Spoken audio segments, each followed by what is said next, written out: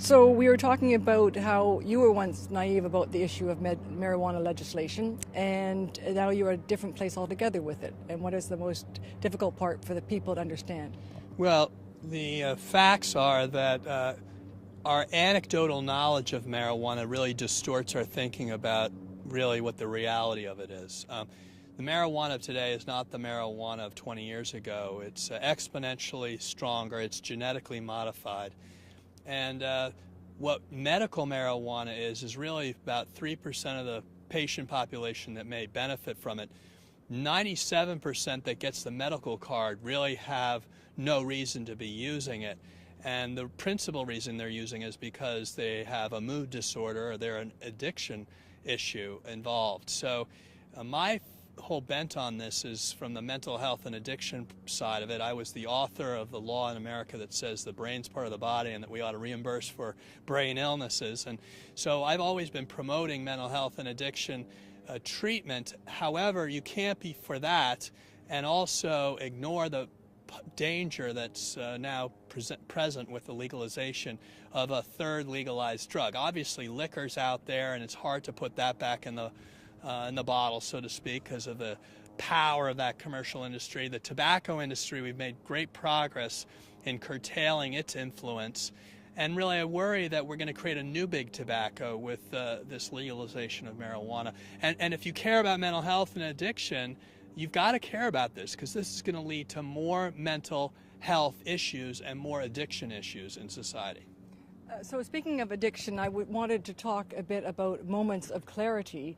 And in the beginning of your, I think it was the prologue forward to your cousin's book, you mentioned how your moment of clarity had to do with understanding you had a problem. But it must have been more precise than that, the moment.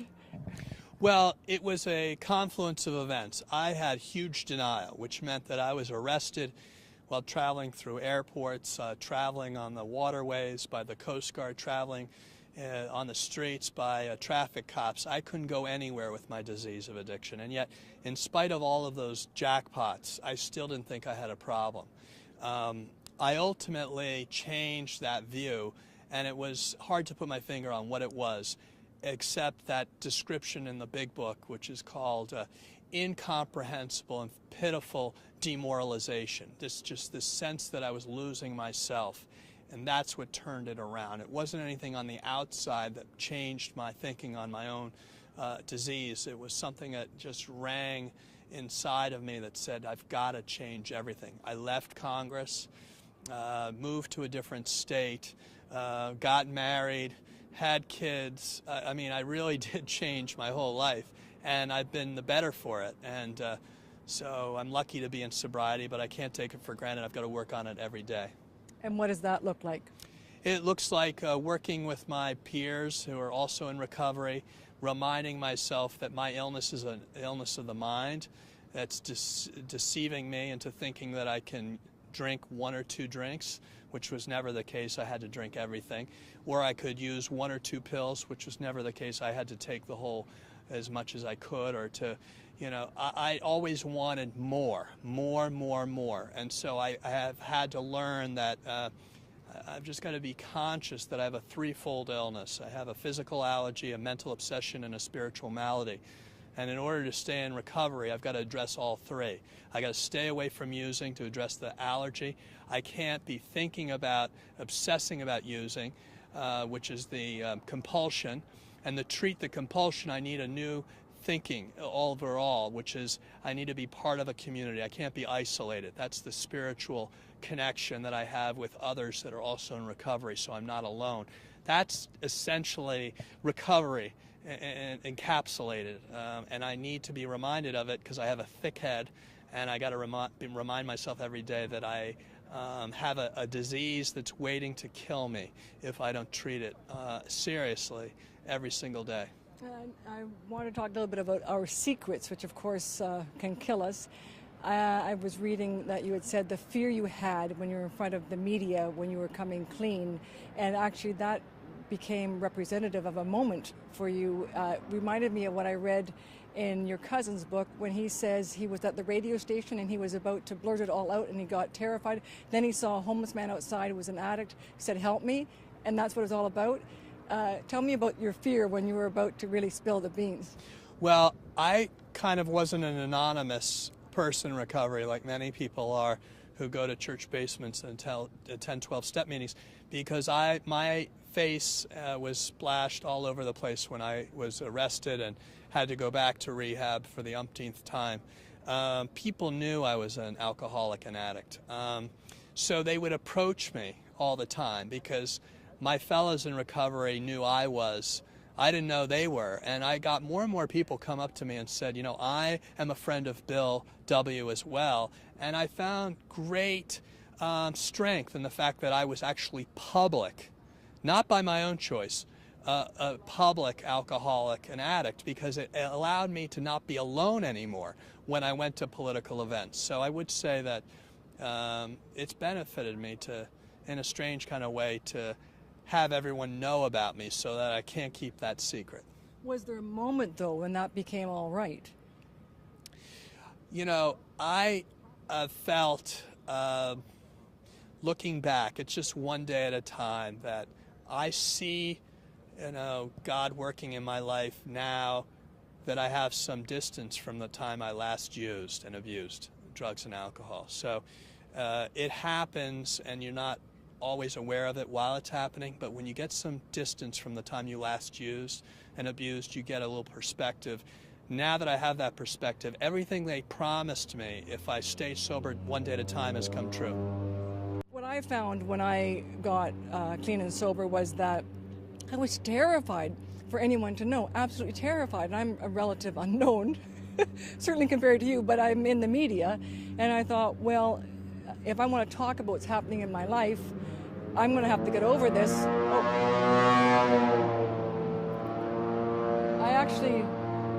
I actually didn't tell myself that.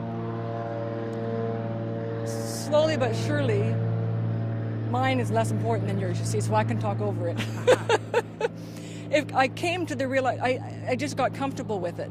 And because I'm as sick as my secrets, and it wasn't a secret anymore, I respect people's anonymity. I didn't need to have it. And I realized the more I shared, not attraction, not promotion, the more I shared what I was going through, the more I helped people. There were more people around who actually I became a resource. Yes. To others, as well as my children, ultimately, yes, which yes, they absolutely. saw what worked.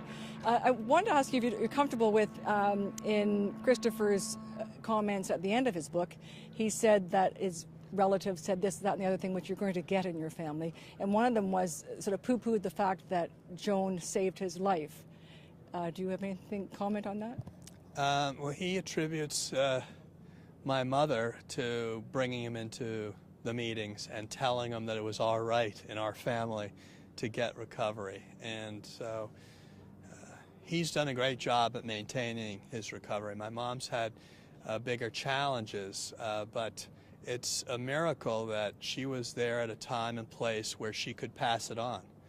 And Chris now attributes his own sobriety to my mom being in a place where at that time she could pass it on. So that's how this all works.